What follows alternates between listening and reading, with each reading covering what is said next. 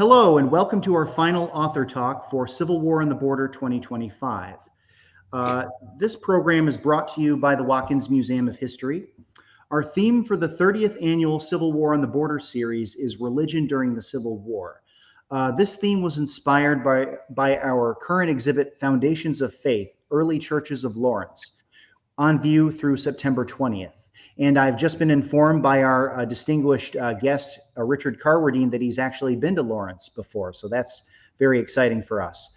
The exhibit Foundations of Faith is on view through September 20th. So if you're in the area, we encourage you to come in and see the exhibit.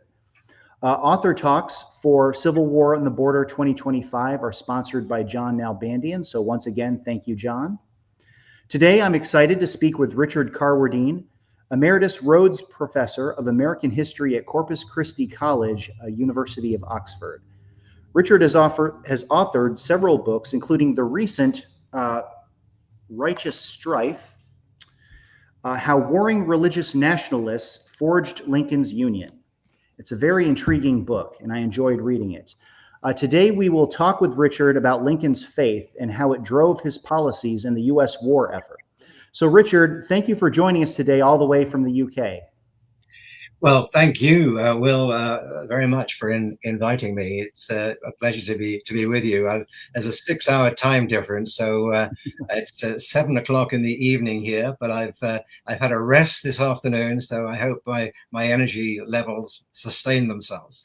And thank you for mentioning my book, Righteous Strife, which came out earlier this year. It is, of course, just a single contribution to what I think is a brilliant body of literature on the topic of religion and the American Civil War, one that has developed dramatically over the last 20 years or so.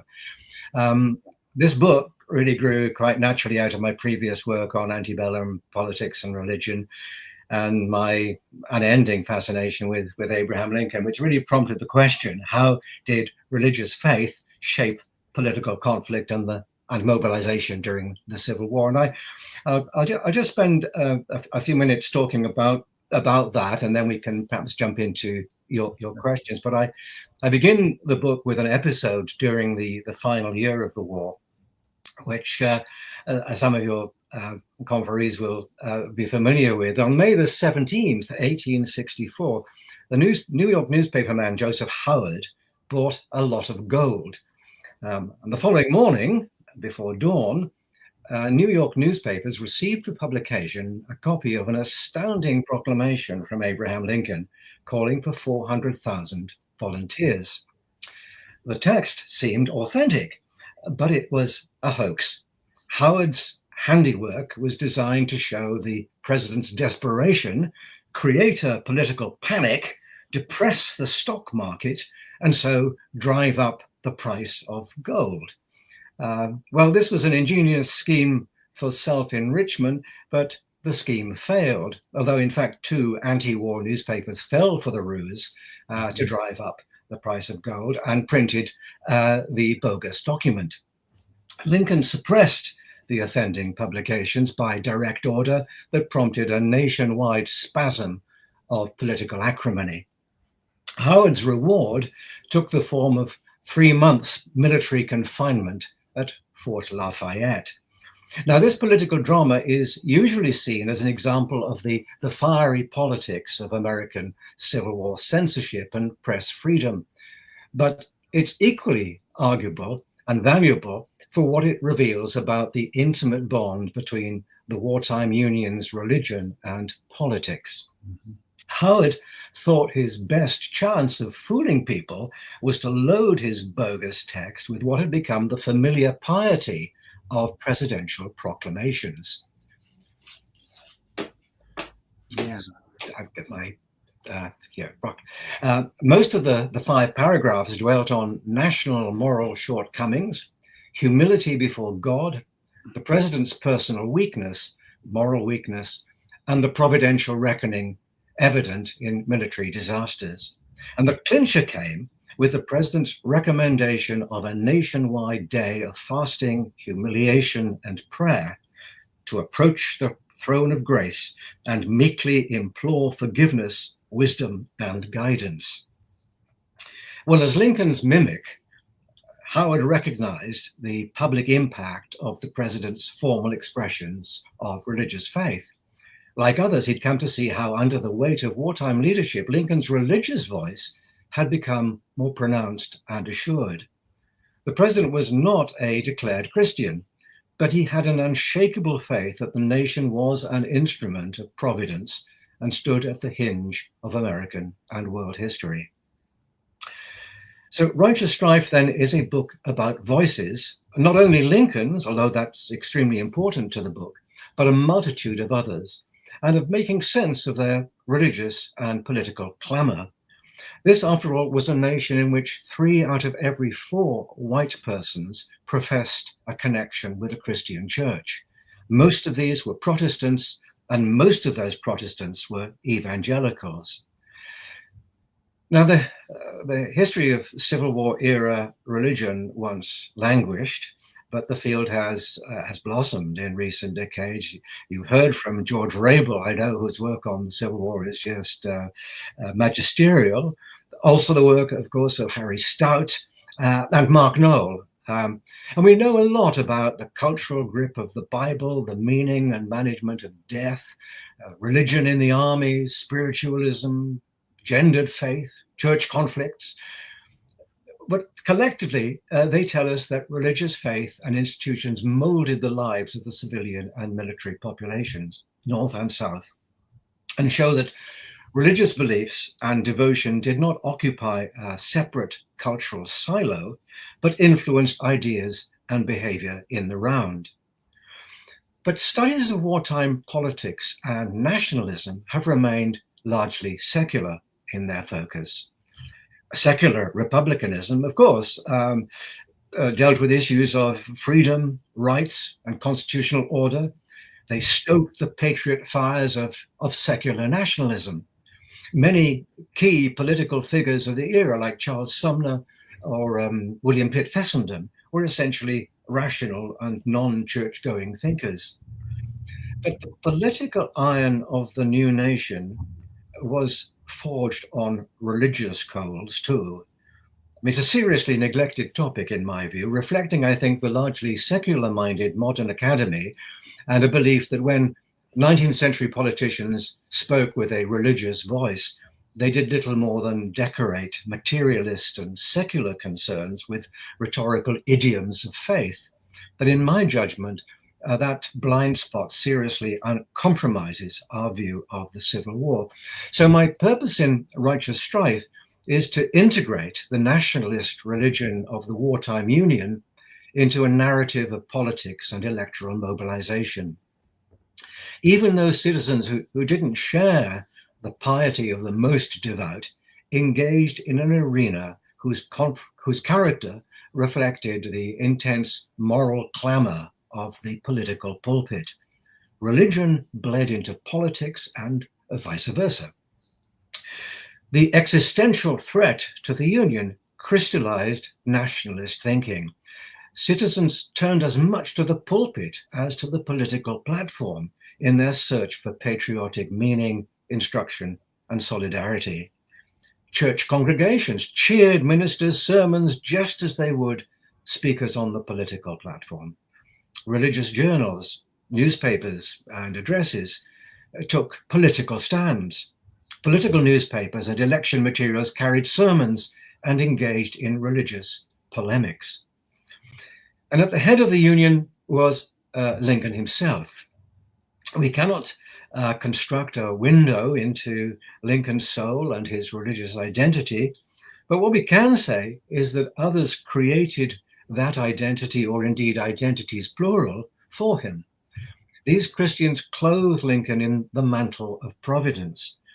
Though not an evangelical himself, certainly not a declared evangelical, Lincoln eventually came to embrace this role, the president operating under providence, and recognized the superintendence of God over the course of the war.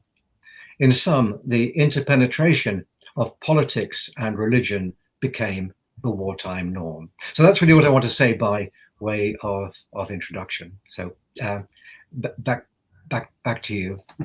Yes, and that was a great summary of how deeply religion and religious rhetoric were woven into the fabric of society and politics. Absolutely. I'd like to go back just briefly and back to the bogus proclamation. And I thought it was really intriguing that you opened the book with that very strange story, as you alluded to here. And I've read the story of the bogus proclamation, and I've read the text of the supposed statement by Lincoln. And I've always thought, how could anyone have thought that that was actually, those were the real words of Abraham Lincoln, you know, because it reads so strangely to me. But of course, and it seems obvious that, you know, democratically aligned, you know, anti-Lincoln papers, you know, only 2 of them actually picked up on it and ran it because they were presupposed to believe it, you know. But you make a great point that, you know, that rhetoric that he that he uses in his supposed proclamation very much fit with themes that he used a lot and were common, very familiar to people at the time. So absolutely. So, and again, Lincoln, as you say in the book's introduction, and this is a direct quote, Lincoln proclaimed 3 days of fasting and humiliation and 6 of Thanksgiving, more than any other president in the country's history. And this is surprising, I think, for a number of reasons that we may explore.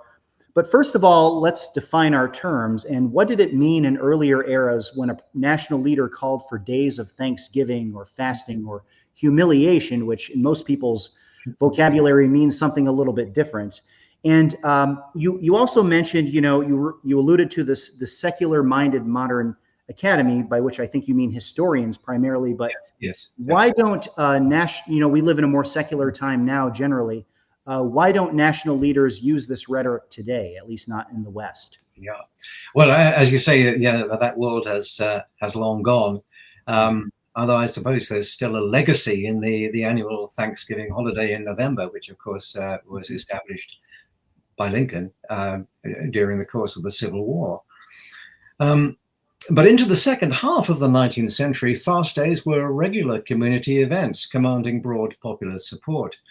But where do they originate? Well, days of public fasting, preaching, and prayer played a central role during the 17th century English Civil War, when fast day sermons of Puritan parliamentarians guided the godly cause and identified that cause with ancient Israel's. American colonial fast days from the late 17th century were observed first in Massachusetts and then other parts of New England, proclaimed by governors as acts of penitence to protect settlers against natural disasters, bad harvests, and disease. And then later, during the American Revolution, the authorities sanctioned days of fasting and prayer to ask God's blessing. Clergy, indeed on both warring sides, the Britons and the Patriots, delivered sermons about God's overruling providence. And then the post-revolution experience of fasts and Thanksgivings were mostly limited to the initiative of individual state authorities, the political authorities in New England and its diaspora in the upper Midwest. But a few national fasts were called by Washington, by Madison during the War of 1812, by John Tyler after the death of, after a month in office, of William Henry Harrison, the martyr president, the first president to die in office. But mostly the national authorities were reluctant, and Jefferson indeed read the Constitution's First Amendment in such a way that he did not call national fast days. And when Andrew Jackson was asked to call a fast day at the time of the national cholera epidemic in 1832, he refused on those grounds. But as Will has mentioned, during the Civil War, the Union government gave a lead, as indeed did the Confederate authorities in Richmond, proclaiming multiple national fast days. The government offices were closed, secular business stopped, and just a few hardy souls abstained from food, out of penitence, abstained from food. And fast days took on a special significance as citizens in their churches called on the Almighty to meet the harrowing challenge to the Union's existence. And ministers encouraged their congregations to ponder how far the nation, as a special people of God, had fallen short in righteousness. They knew that the Almighty punished some nations for their collective sins. They knew of the punishment to the ancient Israelites for their collective sins. And he also knew that the Almighty chose others as his agents in the moral progress of humankind. So fast days played a public role, an important public role, throughout the 18th and much of the 19th century, until secularism, scientific sensibility, eroded the providentialism that made them relevant. And of course, public fasts today are inconceivable as a means of bringing public pressure to bear. And their wartime significance, Civil War significance, has attracted very little analysis, even though they stand visible in plain sight and provide revelatory landmarks on the course of the competing religious nationalisms in the Civil War Union. Excellent.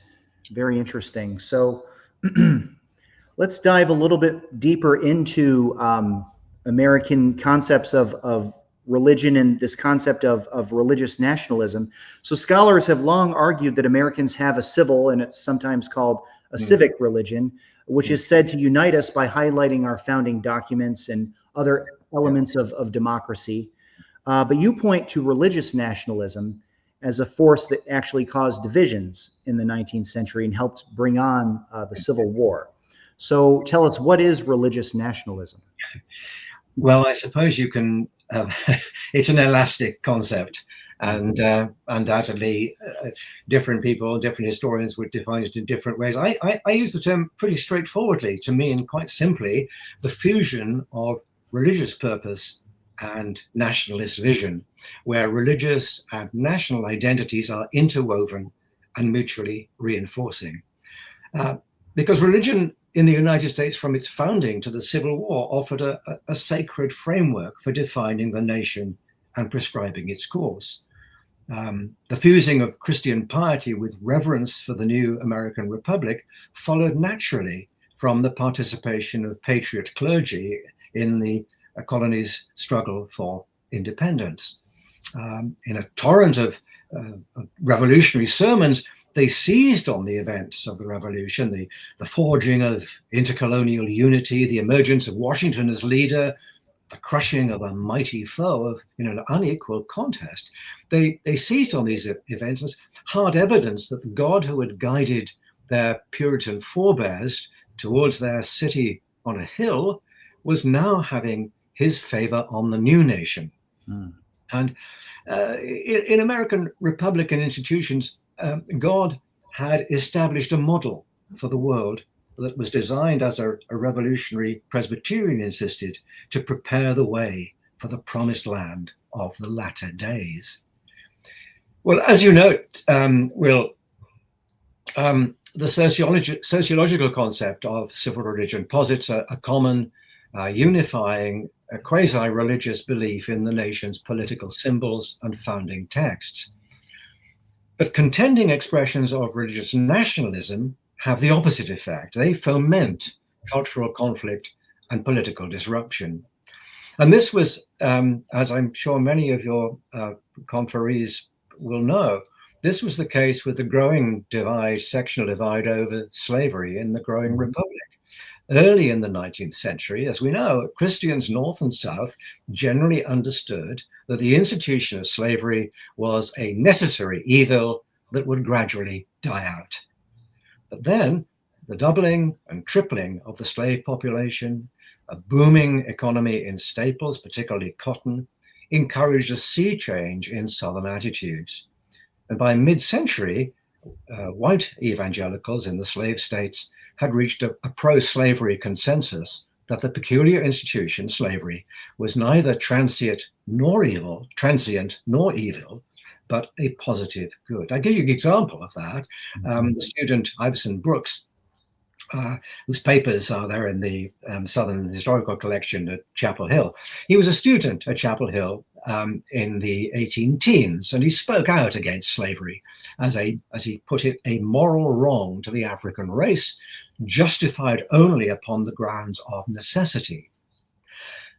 But some years later, 30 years later, during the 1830s, he became convinced that slavery was indeed God's institution. It sustained Republican peace and safety by uniting the interests of capital and labor, cultivating them, and I quote, the mutual good feeling of master and servant, and preventing the strife inherent in a free labor system, the free labor system of the capitalist North.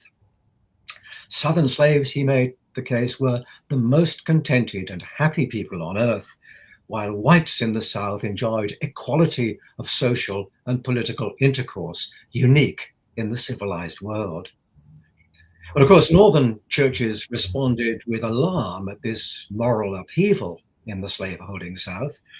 And these incompatible religious blueprints for the nation, North and South, led to bitter sectional splits during the 1830s and 1840s, first in the Presbyterian Church, and then subsequently in the Baptist, and most dangerously in the Methodist Episcopal Church, the church which is the most powerful national church, the biggest church nationally.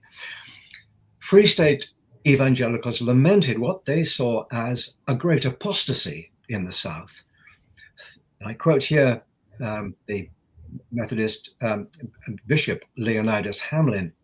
30 years ago, he said, scarcely a man in the South justified, but simply excused slavery. But now, nobody there excuses it, but justifies it by the Bible, perverted to that base end. Anti-slavery religious nationalists blenched to hear Benjamin Palmer of New Orleans, very influential preacher, declare as an ambassador of Christ that the peculiar and glorious mission of the South was to build up a church and state whose cornerstone was the slavery of the African race. So religious conflict over slavery's moral legitimacy and the character of the nation eventually engulfed the American political arena, of course. The Republican Party's campaign that gave Lincoln the presidency in 1860 represented the electoral triumph of anti-slavery religious nationalism. That triumph was religious poison to Benjamin Palmer and the Southern clergy, who took the lead in the South's course to secession that followed Lincoln's victory, and in the formation of an independent confederacy that, through its constitution, acknowledged the sovereignty of God. Excellent. Well, you've led us right up to, I believe, the imminent outbreak of the Civil War, but I'd like to back up a little bit and talk about, you might say, the man who brought us here today, Abraham Lincoln. Lincoln has a famous origin story, of course, but most people are not aware of his religious views beyond the many references that he makes in his more famous speeches. So tell us, what was Lincoln's religious upbringing as a youth in Kentucky and Indiana? And how did his faith change over time? And how did his vision of America fit into that faith, which you describe so well in the book? And of course, when Lincoln was growing up, it was very early in his life, it was the time of the Second Great Awakening. So I wonder if that played a role as well. Thank you, Will. Yes. Well, as a child and adolescent, Lincoln was familiar with his family's religious observance as strict Baptists. They were members of a church that was unyielding in its high Calvinist theology. Some said that it out-Calvined Calvin in its emphasis on predestination and on the limited scope for the individual to lay out his own kind of moral course that the world was prefigured. Lincoln, when he left home, and Lincoln, I think, never really absorbed this worldview, this religious worldview. When he left home, he broke free from these religious teachings. Although I think it should be said that the ethos of Calvinistic fatalism that we see in much of what Lincoln had to say continued to influence his thinking throughout his life. The character of his faith as an adult, however, is highly contested. There really is no consensus that we can find among his friends and acquaintances. There are two really diverse polar claims. There's James Matheny, his friend and associate, said Lincoln often, if not wholly, was an atheist. James Matheny was his groomsman at his wedding. Matheny said he called Christ a bastard, ridiculed the Bible, and wrote a little book on infidelity. And he learnt the lesson, he said, of the bruising episode when running for Congress in 1846 against the barnstorming Methodist minister Peter Cartwright, when he had to rebut the charges that he was an infidel. So during the 1850s, according to Matheny, he had played a sharp game on the Christian community and duped pious voters into believing he was a seeker after salvation in the Lord. So as far as Matheny was concerned, Lincoln had been close to not just infidelity, but actually outright atheism, and that his purported religiosity was a way of fashioning his political, opening the doors to political success, but didn't really reflect his internal beliefs. Newton Bateman, however, the Illinois State Superintendent of Education, recalled a conversation with Lincoln just before the presidential election of 1860, when Lincoln said to him, "Yes, I am not a Christian.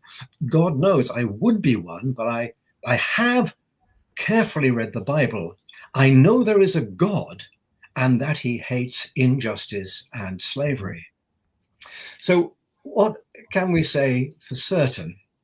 Well, what we can say for certain is that the two books that Lincoln read more than any others were the Bible and Shakespeare, both before the White House and in the White House, testimony to his appetite for profound reflection on ethical matters. He read Shakespeare for its interrogation of the human mind and its interrogation of ethical and non-ethical behavior, just as he read the Bible for similar purposes.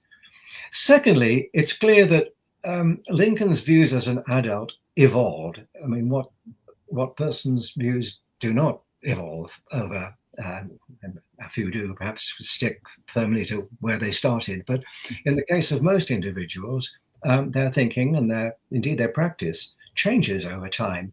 That was certainly true with Lincoln. As a young man in New Salem, he read Tom Paine's Age of Reason, he read several of the other Enlightenment authors, and he found very persuasive the idea of a creator who was not a quixotic God, nor one who consigned souls to endless punishment, rather a God who had set the universe in motion and then stepped back to let the machine run itself on the laws of nature.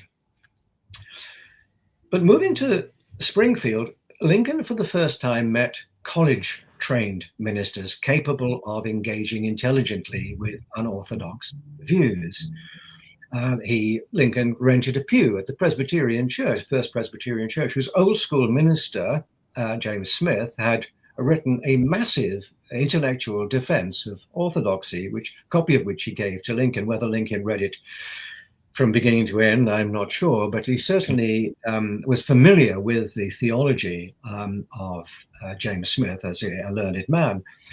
What seems likely to me is, and indeed to Billy Herndon, who fed him these works, Herndon had one of the best libraries in not just in Illinois, but in the West. Lincoln read the works of William E. Ellery Channing and Theodore Parker. And they were Unitarians. And Lincoln admired their liberalism and their rationality. His religious views, according to Jesse Fell, a Unitarian from Bloomington, Lincoln's religious views were summed up in these two propositions: the fatherhood of God and the brotherhood of man. Billy Herndon concluded that Lincoln was, in short, an infidel. And I think that was a mistake. He was a universalist, a theist. Of course, that doesn't sound like unbelief to the modern reader. I think what Herndon was really seeking to establish was that Lincoln was not by conviction a Trinitarian Christian. He was, as Fell put it, a Unitarian. And this is the intellectual framework that we're sitting loosely to Orthodox Christianity, Trinitarian Christianity, but still within the framework of Biblicism and of Unitarianism. I think it gave Lincoln stunning ethical clarity in addressing the issues raised by the Kansas-Nebraska Act of 1854, which, of course, as you know, opened up the Western territories to slaveholding settlers. Lincoln accepted that Southerners were no more responsible for the origins of slavery than the people of the North. He acknowledged the difficulties in the way of a satisfactory removal of slavery. He acknowledged the constitutional rights of Southerners, but none of this furnished an excuse, as Lincoln put it, for permitting slavery to go into our own free territory. Lincoln was no abolitionist radical, but before the war, he established his credentials as a moral as well as a political arbiter of human enslavement. The speeches that he gave in the debates with Douglas, Galesburg, Quincy, and Alton are striking. The institution endangered republicanism, he declared. It subverted the principles of economic self-improvement and meritocracy, but the moral case was paramount. All men, regardless of color, possessed the natural rights set down in the Declaration of Independence. I quote, "I hold that the Negro is as much entitled to these as the white man, in the right to eat the bread without leave of anybody else which his own hand earns. He is my equal and the equal of every other man." And he urged voters to choose between the men who think slavery are wrong and those who do not think it wrong. He pointed to slavery's power of disturbance. What he asked had divided the Methodists, continued to shake the Presbyterians. Is it not this same mighty, deep-seated power that somehow operates on the minds of men, exciting and stirring them up in every avenue of society, in politics, religion, in literature, and in morals? So Lincoln's radical speeches were in effect political sermons. He was no admirer of revivalist preaching. Will mentioned the Second Great Awakening, which of course was marked by varieties of preaching, much of it learned, but much of it too, the preaching of hellfire sermons of frontier and rather uneducated, if not illiterate, certainly not formally trained preachers. Lincoln was no fan of those revivalists, but he captured the moral earnestness of a Calvinist minister in some of these debates with Douglas. He avoided self-righteousness. He sometimes deployed scriptural language to sustain the natural rights principles of the Declaration of Independence. For example, he says at one point, "The Savior, I suppose, did not expect that any human creature could be perfect as the Father in heaven. But he said, the Father in heaven, the Savior said, as your Father in heaven is perfect, be ye also perfect." He set that up as a standard, Lincoln said, and he who did most towards reaching that standard attained the highest degree of moral perfection. So I say, in relation to the principle that all men are created equal, let it be as nearly reached as we can. And the Declaration's principles, he said, were inspired by truth, justice, mercy, and all the humane and Christian virtues. So although Lincoln's moral understanding of the uses and burdens of power was not founded upon a conventional Christian faith, Nonetheless, his Calvinistic frame of reference and the ease with which he invoked scripture and blended elements of Protestant conscience with Enlightenment rationalism, the ease with which he did that suggests that Lincoln was, in his own way, a minister of, if not actually of religion, but a minister of ethical behavior. I think well, I've probably gone on long enough about Lincoln's pre-war faith. Perhaps we can come on to his post-war, his post-election, 1860 election faith in due course.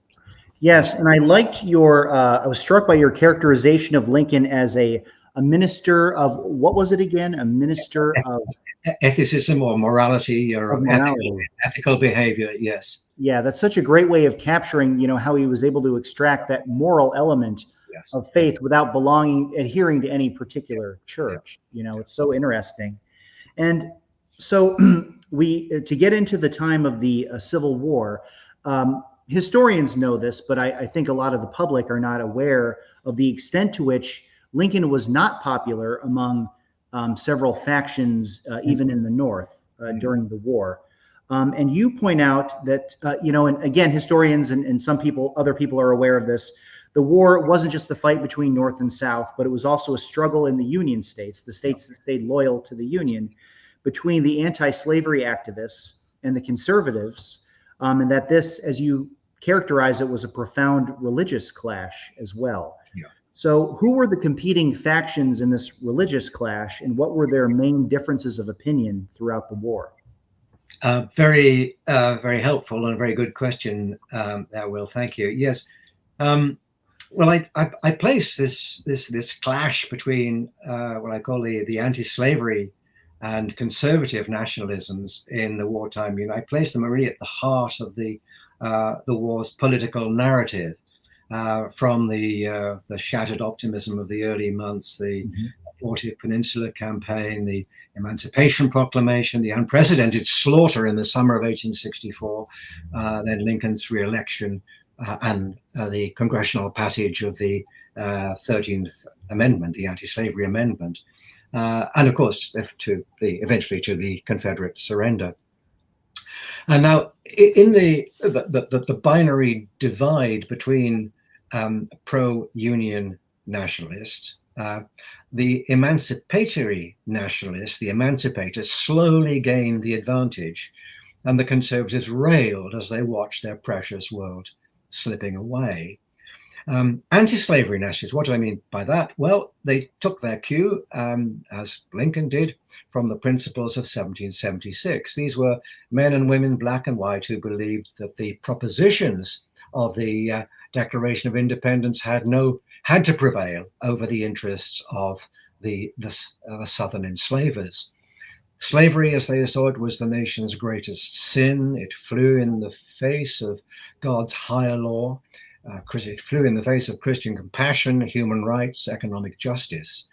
They were sure that the Republic's Christianity, its material well-being, and democratic political system gave it a unique historic role under the direction of Providence.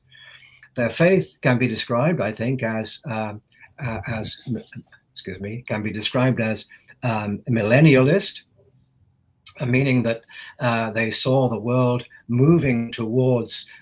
gradually moving towards the return of Christ. Once an improved society, an ameliorated society, had been put in place. Slavery provoked a variety of responses within this emancipationist coalition. They were a broad church. They ranged from conscientious radical abolitionists, radicals in the struggle to purify the nation, and others of a more moderate temperament. The salient clergy included the Henry Ward Beecher, the Plymouth Church, Brooklyn, Matthew Simpson, the senior Methodist bishop, and radicals like Gilbert Haven and George Barrell Cheever. They were mostly Protestant in faith, They defined their purposes in biblical terms. The citizens of the young country were especially chosen people with a duty to apply the prophetic wisdom of the Old Testament and Christ himself by expunging the nation's greatest sin. Interestingly, the text that they quoted above all when dealing with fast days was to take Isaiah, or I think you might say Isaiah, but here on this side of the Atlantic, we say Isaiah. Isaiah 58 verse 6, is not this the fast that I have chosen, to loose the bands of wickedness, to undo their heavy burdens, and to let the oppressed go free, and that ye break every yoke. So on every fast day during the war, these emancipatory nationalists, religious nationalists, cited Isaiah chapter 58, verse 6. This army of crusaders pressed Lincoln to advance towards and beyond emancipation.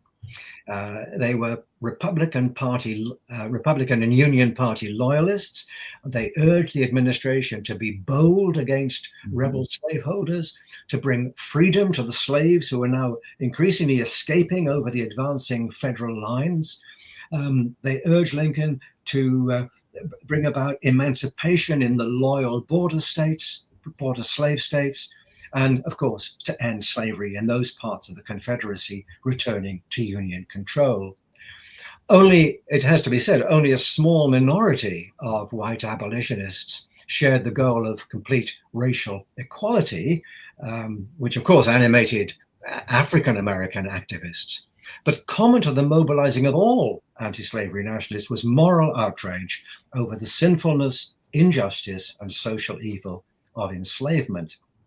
Now, conservative religious nationalists in the North and in the loyal border believed profoundly in a perpetual union, but they also upheld the constitutional rights of the slaveholding states and sought a return to the racial union and the constitutional union as it was before the war began.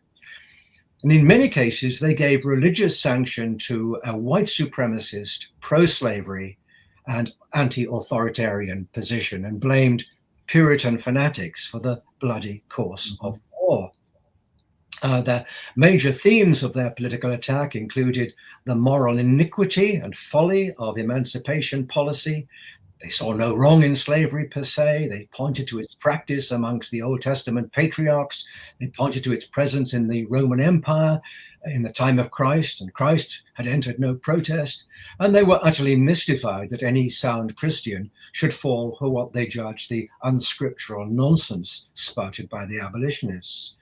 They were profoundly offended and upset by and angered by the feeding of bloodlust by conscription into an unholy war and an increasingly hard war against Southern civilians. They protested against what they saw as an assault on precious individual rights and constitutional freedoms, the conscription of free Republican citizens. They honored particularly the sovereignty of the family, the white manliness, localism, and the foundational rights and liberties of the states. In its most dramatic and most satirical form, and Will, perhaps you can put up the image that I've chosen to illustrate this. This is an image constructed by the Copperhead graphic artist Adalbert Folk, who was a dentist in Maryland, a Baltimore dentist. I don't know how well you can see the detail on this. This is a very, very detailed piece of cartoonery here.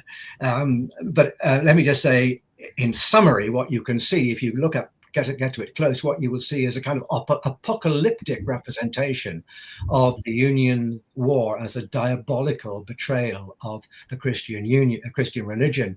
The North's political and religious leaders are idolizing a black figure squatting on the Republican Party's anti-slavery Chicago platform of 1860.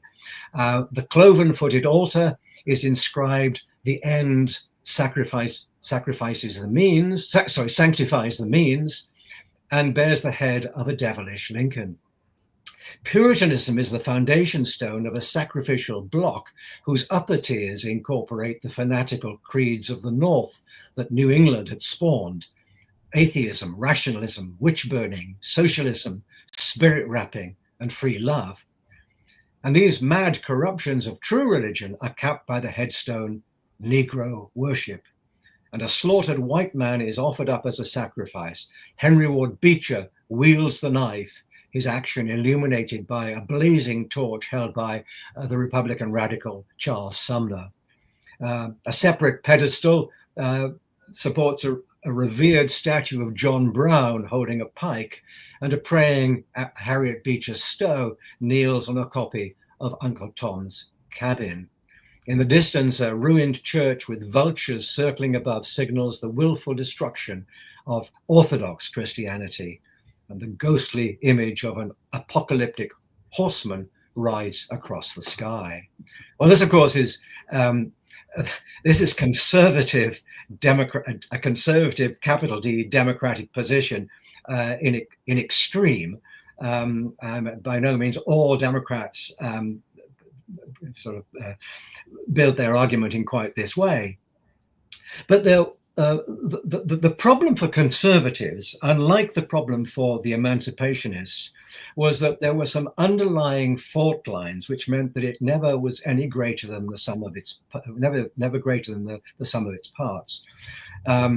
Some of these conservatives indeed came to embrace emancipation as the necessary price of national survival. Others were equally wedded to military struggle as the only means of Union victory, but others, in tune with their leader, Clement Vallandigham, pleaded for an armistice and peace negotiations with what they considered a manifestly invincible Confederacy. So compared with the broad unity of anti-slavery nationalist, religious conservatives presented a much more fragmented coalition, not fragmented simply between pro-war and pro-peace Democrats, the copperhead dissenters from the mainstream war-supporting Democrats, but also divisions between Catholic and Protestant religious traditions. My book, Righteous Strife, I aim, as it were, to explore the Catholic dimension of conservative unionism. I think a much underestimated and largely untold story. So the nationalist amalgam of these conservative faiths lacked, as I say, the political coherence to achieve more than the sum of their parts. So Will, back to you. Well, I remember reading an author once who showed several of those Volk drawings, and he said that Volk dipped his pen in acid, which, yes. Seeing that cartoon, I certainly believe. So how did, sulfuric acid, I think is probably. Exactly, yeah. Incredibly bitter. So how did Lincoln himself respond to these crises, and how did they make him evolve in his religious thinking, and how did that guide him to adopt these crucial policies like emancipation? Yeah. Oh, well, thank you, Will. Yes. I mean, the trauma of war certainly gave Lincoln a different perception of God, whom he came to see as an active force in history, very different from the Tom Paine remote God who sets the universe in motion and stands back. Even as Lincoln made his way to Washington in February of 1861, he declared that in its present extremity, the nation depended on God's guidance and support. And before then, over his long career, he'd barely spoken about Providence as shaper of the Union's cause, or of the Almighty as a judge of national righteousness. But he struck this chord from the moment that he left Springfield in February of 1861. He faced a task. He told his audience at the railroad depot, he faced a task perhaps even more daunting than Washington's epic struggle for national independence. But with the support, and I quote here, of the same omniscient mind and the almighty arm that directed and protected him, Washington, he was confident of success. He commended his audience to the God of our fathers, urged them to pray for the nation, requested that you all will invoke his wisdom and guidance for me. Spoken in the presence, of course, many friends, family, neighbors, friends, neighbors, and acquaintances. These words can't be dismissed as simply formulaic. They were, of course, designed to give cheer, to stiffen public confidence, and they probably evinced something of the emotion that Lincoln felt about leaving the community where he'd spent a quarter of a century. But above all, they surely bespoke the immeasurable burden of personal responsibility that Lincoln, famously reliant though he was, that Lincoln was bound to feel as he embarked on a political journey for which there were no navigational charts. I think the clearest evidence of the religious churn that Lincoln experienced is to be found in his meditation on the divine will, which Will, perhaps if you can put this up for people to see. This document is probably written in September of 1862. It may be later than that. I think the ideas that we find in it are already, I think Lincoln is already holding in September of 1862.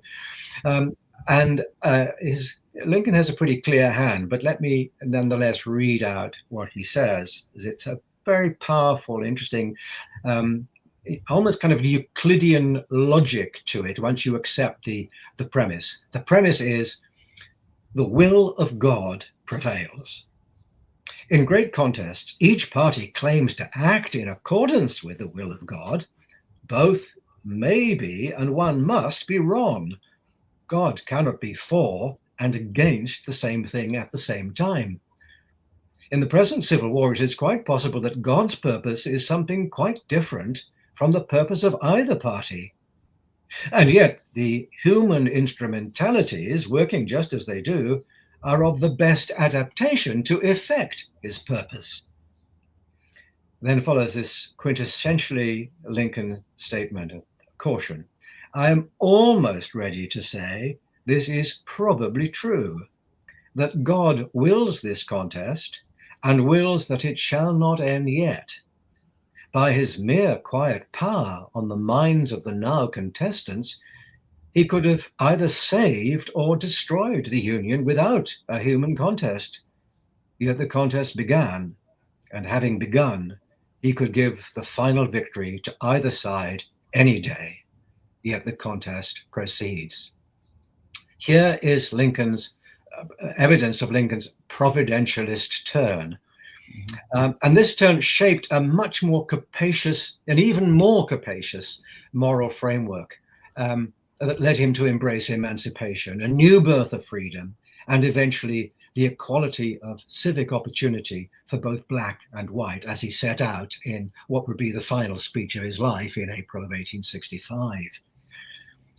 Lincoln was encouraged in this progress by his willing engagement with the broad range of religious opinion in the Civil War Union. There was no single category of group petitions and memorials to the president that matched those of the religious bodies. They arrived by the hundred.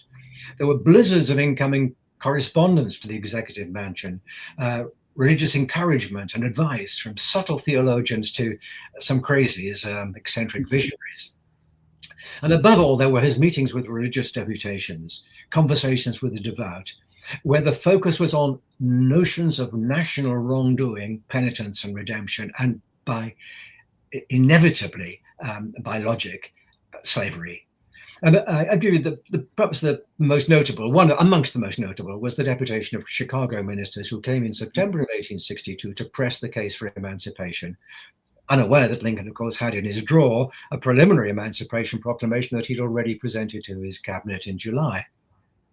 He'd been tussling with months for the question, and he said to them, "I'm approached with the most opposite opinions and advice, and that by religious men who are equally certain that they represent the divine will. But one set or other of beliefs must be mistaken, possibly both."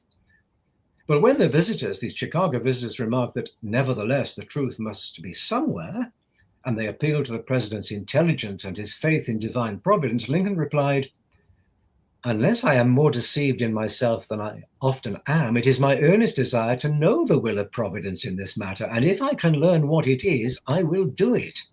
But," he continued, "I hope it will not be irreverent for me to say that if it is probable that God would reveal his will to others on a point so connected with my duty, it might be supposed he would reveal it directly to me." Well, since these were no longer the days of miracles, I suppose it will be granted that I am not to expect a direct revelation. Only from plain physical facts could a wise and right course be calculated. Well, Patton and Dempster, these delegates from Chicago, agreed that God worked by means, not miraculous revelation. This meant he might use humble instrumentalities like them who represented Christian sentiment in the Northwest and beyond to help make Lincoln's duty plainer. Well, interactions of this kind led many to celebrate and even to revere Lincoln as a moral, even Christian hero, a halfway clergyman. Back to you, Will. Yeah, there we go with that characterization again that seems so apt now. To go back to that manuscript in Lincoln's hand that you showed us, those words sound strikingly familiar to someone like me who really loves the second inaugural address. Yeah. And even though we're rapidly running out of time here, I want to acknowledge that you do a great job in the book of laying out the scene in Washington when Lincoln gave the second inaugural address on March 4th, 1865. What was happening at this moment in the war? I know it's going to be impossible to summarize it very succinctly, but what was happening at this moment in the war, and how did Christianity infuse Lincoln's words that day? Yeah. Well, of course, at this stage, it is quite clear that the Confederacy is on the route to defeat. We're talking about early March of 1865. Lincoln couldn't put a date on the ending of the war, and no doubt wouldn't have expected it to come in as quickly as it did. But it was very clear that the South would be defeated. And so Lincoln, in turning to his thinking about the second inaugural, is clear that there has to be both a reckoning, a kind of moral reckoning, and also the laying down of some principles for reconstruction, for the post-war reconstruction. And we can see in the second inaugural that charity, that sense of charity on which he wants to base the reunion of the country. He doesn't want a punitive reconstruction. But there is a philosophy, there is a theology underlying all of that.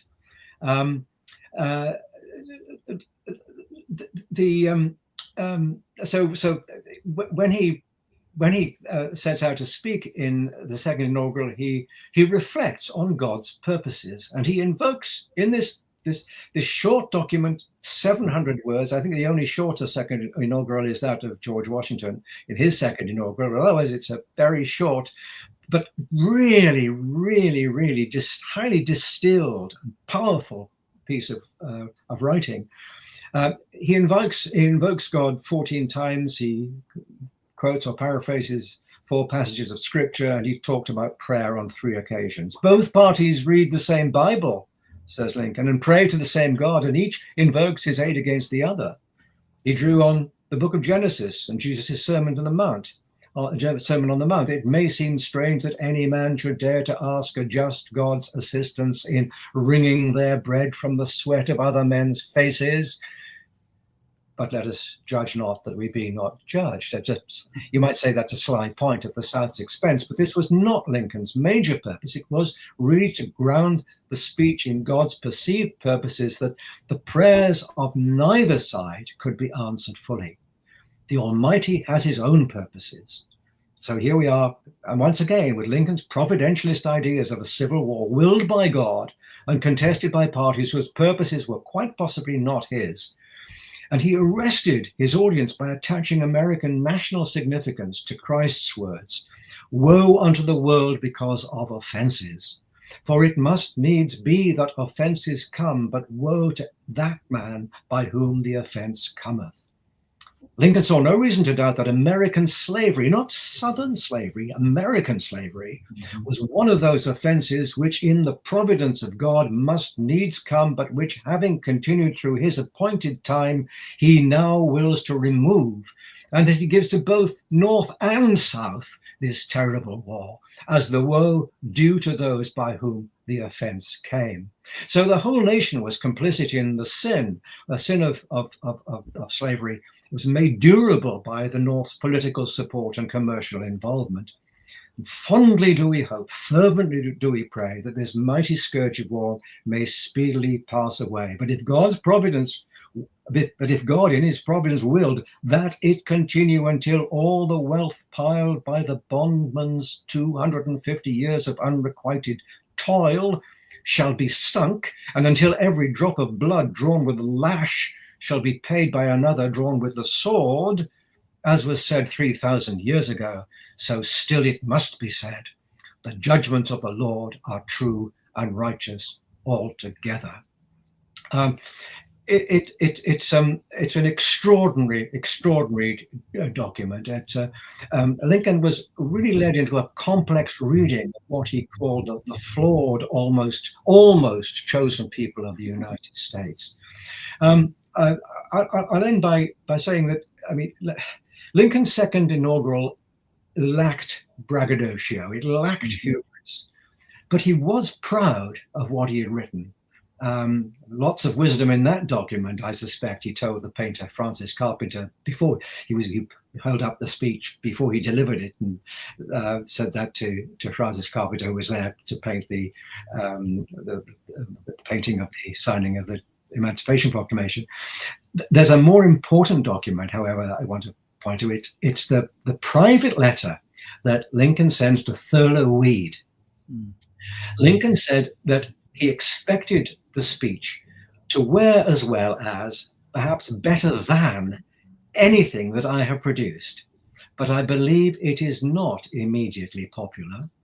Men are not flattered by being shown that there has been a difference of purpose between the Almighty and them.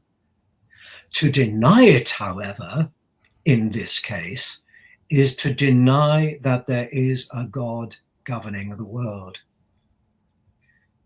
In words that put himself, Lincoln, in the moral dock, he continued, "It is a truth which I thought needed to be told. And as whatever of humiliation there is in it falls most directly on myself, I thought others might afford for me to tell it." This is a private letter in which Lincoln says to deny that there is, he will not deny that there is a God governing the world. There is a God governing the world. This is not the Lincoln of the 1830s or the 1840s or even the 1850s. This is a man who has been through the fire of leadership in war and has directly confronted the question, what does God want? What does the Almighty want? Yeah. Fascinating.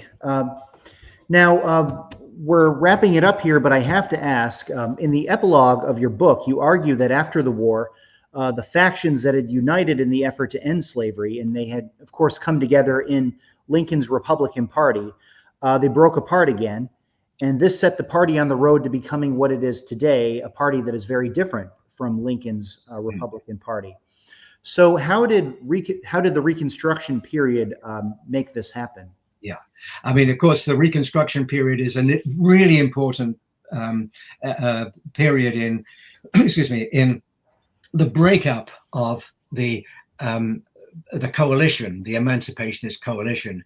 And I don't for a moment suggest that what happened in emancipation then sets the events in train that cannot be changed. There are other elements which bring about the changed Republican Party of today. But I think there is a clear point where after the period of Andrew Johnson's conservative approach to Reconstruction, which disappointed radicals and moderates. You remember that Johnson pardoned thousands of rebel leaders who had originally intended to punish. He tolerated the southern states' regulatory black codes, which came close to reimposing slavery in a new guise. He vetoed the Civil Rights Bill. He was unmoved by the shocking violence against black inhabitants, the deaths and the murder of black inhabitants in Memphis in May and New Orleans in July. In sum, Johnson appeared to be the enabler of white intransigence. And so up to that point, there remains a kind of coherence amongst the Civil War religious emancipationist, religious nationalist anti-slavery coalition. But under the presidency of Ulysses S. Grant, where it has to be said, Republicans at first said, here we have a Joshua. Joshua has arrived to replace the presidential Judas. And they see Grant as the means of national salvation. And when the 15th Amendment is passed, some see this as the completion of the divine plan for slavery in the United States, placing African Americans on the brink of equal citizenship.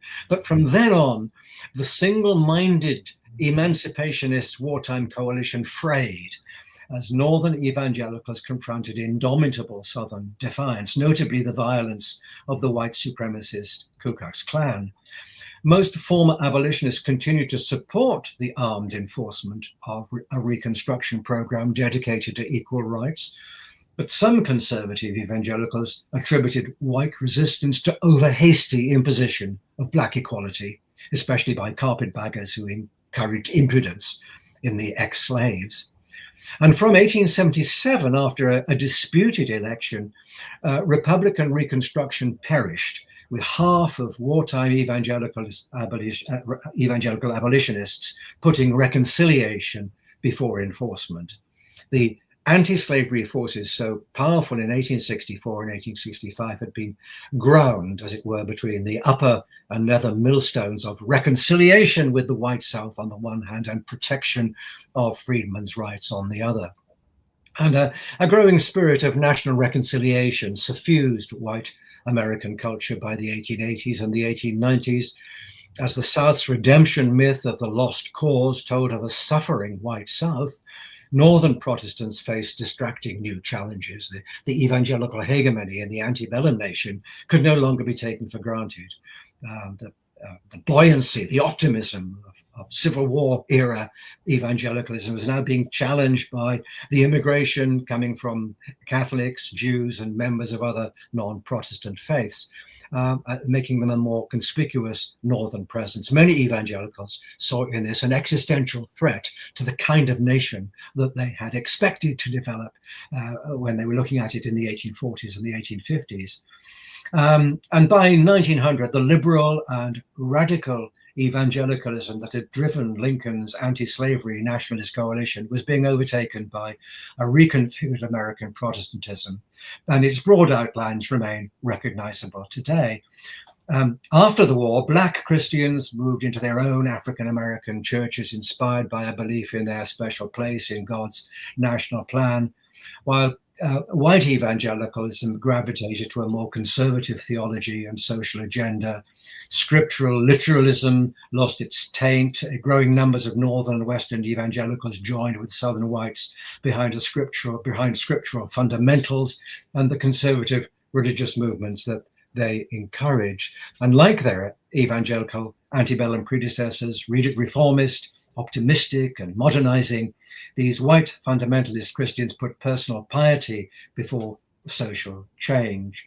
The creed encouraged sectional reconciliation and silence on racial segregation, lynching, and a distaste for civil rights activism. I think it's very clear that, we say without fear of contradiction, that the Republican Party's radical 19th century founders would not recognize today's party of that name as a direct descendant. I think the self-sacrificial religious nationalism of anti-slavery white and black Civil War Republicans took its cue from the mostly Protestant voices that sharpened the moral edge of the party. Aspirational, visionary, also sometimes self-righteous, sanctimonious, these emancipationists strove to live according to the better angels of their Christian nature. They acknowledged Lincoln's moral rebuke of the nation when he quoted the stern psalmist, the stern psalmist, "The judgments of the Lord are true and righteous altogether." Thank you, Will. Yes. Well, thank you, Richard. And for those interested in exploring these topics in more depth, Richard Carwardine's latest book is Righteous Strife: How Warring Christian Nationalists Forged Lincoln's Union. And Richard, thank you so much for lending your time for us today. It's been a pleasure, Will. I'm sorry that we've overrun a bit, but I hope I haven't encroached on somebody else's time. No, you haven't. You're the final speaker of this series, and these topics are so vast that we try to do them justice. So, absolutely. Yeah. Thank you very much, Will. Thank you. I'm not very. Yes, thank you. And thank you to everybody joining us for Civil War on the Border 2025. We'll see you next time.